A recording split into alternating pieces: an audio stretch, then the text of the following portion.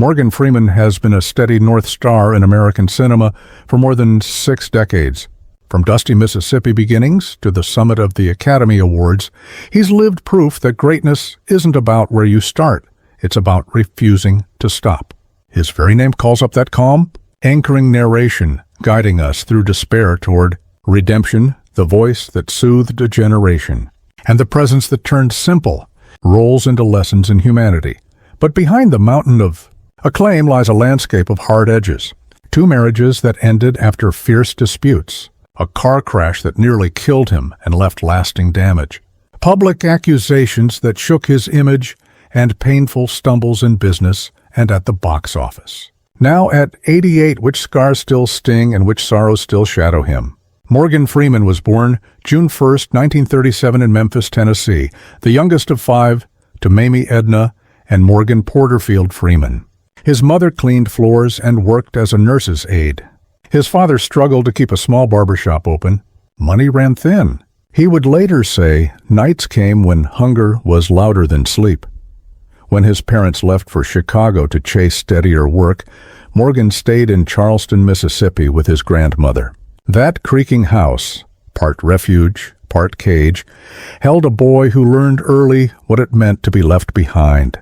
The family bounced from Mississippi to Indiana to Illinois and back again. Every new town meant a new schoolyard, new stairs, new reminders of what he lacked. He grew up inside Jim Crow's daily humiliations, hand-me-down textbooks, neglected classrooms, signs that told him where he could and could not go. He would later push back on being confined to a single month of history because his life itself argued for endurance beyond labels. At 9, he stepped on a stage for the first time. A simple school play, a small audience. But under those dim lights, something opened.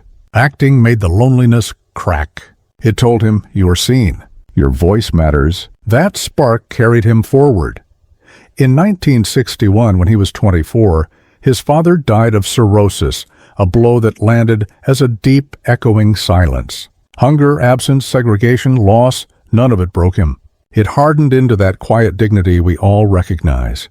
The hunger taught gratitude, the absence, empathy, the injustice, resilience, the loss, the urgency to be fully present.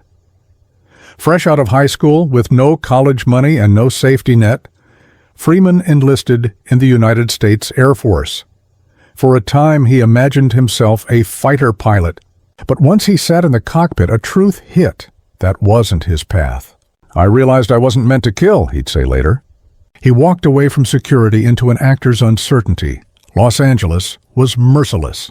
He studied at Pasadena Playhouse, but could barely cover tuition. By day, he typed at Los Angeles City College as a minute clerk. By night, he rehearsed. Paychecks disappeared into rent, cheap meals, and train fare. Some nights, dinner was stale bread and watery coffee. I knew hunger. I knew what it was like to live with nothing, he recalled. Instead of breaking him, those nights forged his resilience. Casting rooms brought new rejection. Sometimes he was dismissed before he spoke, a face or a skin tone enough to end the tryout. He shuttled between Los Angeles, New York, and San Francisco. He danced in chorus lines under hot lights that barely paid the rent. He stood in long audition lines in New York, and when the word no piled up, he told himself, I'll starve if I must, but I will act. His first film, Who Says I Can't Ride a Rainbow? 1971 came and went unnoticed. TV kept him afloat. Small parts on Another World, then a long stretch on The Electric Company through the 1970s. It wasn't glamour, it was survival. The stage remained sanctuary. Across the 1980s, he earned Obies for Coriolanus, The Gospel at Colonus, and Driving Miss Daisy, brick by brick building a reputation outside Hollywood's glare. In 1987, the world finally looked up. His ferocious turn as fast black and street smart brought an Oscar nomination and a new reality. Greatness sometimes arrives in your 50s. Then came roles that welded his voice to our collective memory. Driving Miss Daisy, 1989, The Shawshank Redemption, 1994, $1 Million Baby, 2004, and Invictus, 2009. He didn't choose some of these parts, he said. They chose him, but there was a cost. With recognition came expectation, the demand for that voice, that aura, on call at all hours. Shoots ran past midnight. Call times returned at sunrise. He kept at it even when his legs ached and sleep was a stranger. He once told himself, "I'll do it or die." Not bravado, just the price of telling the truth on screen. Accolades crowned the climb.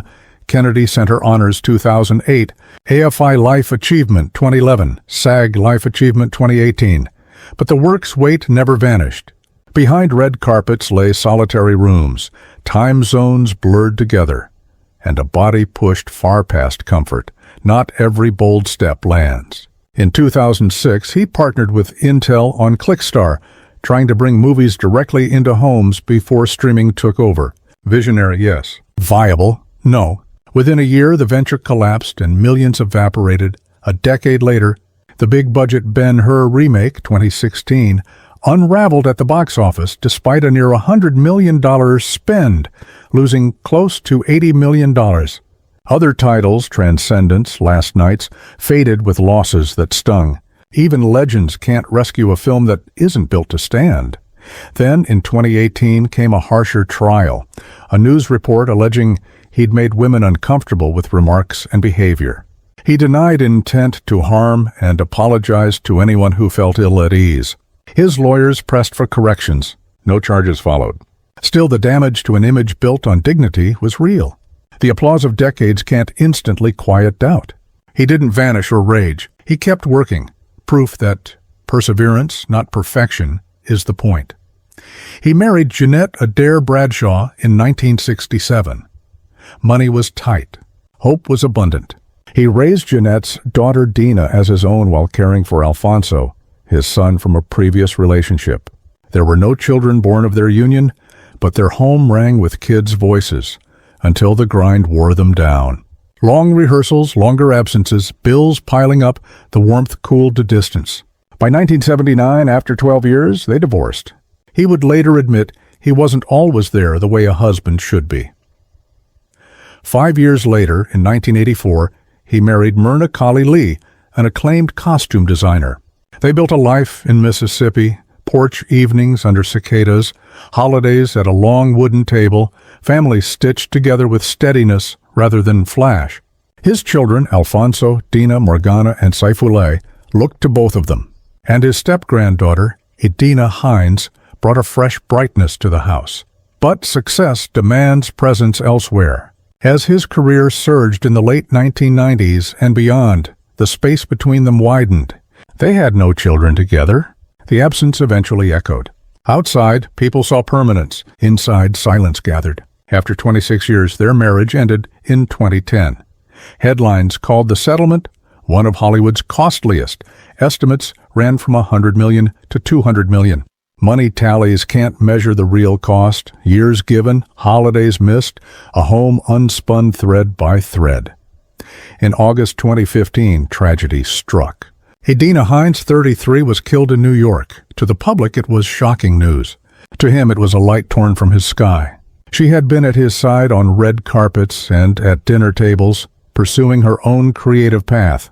He spoke of her with pride and tenderness. "She was a star that will forever shine in my heart," he said. Those who know him say that absence still sits quietly in his eyes. Another farewell arrived in 2025 with the passing of his colleague and friend Gene Hackman. They clashed memorably on screen in Unforgiven 1992 and locked horns again in Under Suspicion 2000. Freeman paid tribute. He'd lost not just a colleague but a brother in the craft. It was a reminder that time is relentless, thinning even the strongest circle. In 2008, on a Mississippi night near Ruleville, his car left the highway and rolled. Firefighters cut him from the wreck. His left arm, elbow, and shoulder were shattered. Surgeons worked nearly 4 hours. He lived, but with permanent consequences. His left hand remains partly paralyzed. Blood flow problems require a compression glove. Worse, fibromyalgia took hold, sharp, burning pain that doesn't fade. For a man who once piloted planes, sailed for days, and drove long, open roads, those losses felt like a shrinking of freedom. Sleep grew scarce. Memory, once razor-sharp, sometimes blurred at the edges. He adapted. Trained the other hand, leaned on discipline when recall lagged. I suffer pain every single day, he said, not as complaint, but as fact. Today at 88, his life is both grand and grounded. His net worth is estimated at over $250 million earned across acting, narration, and producing. Yet his heart stays anchored in Charleston, Mississippi, on 124 acres, once tended by his grandmother. In 2014, he turned part of it into a bee sanctuary, importing more than 24 hives and planting clover, lavender, and magnolia. He co-owns Ground Zero Blues Club in Clarksdale, keeping Delta Blues alive where it was born. Through Revelations Entertainment, he's backed projects like Madam Secretary and Invictus, building a quieter stream of success behind the camera. His garage has featured a 2004 Chevrolet Corvette Indy 500, a Cadillac Seville, and a Tesla Model S. In the air, he flew a Cessna 414, a Citation 501, and a 7.5 million SJ-30 light jet. On water, he moved from an Alberg 30 to a Shannon 43. Those machines were never just toys. They were expressions of freedom. Some are gone now. The memory of motion remains.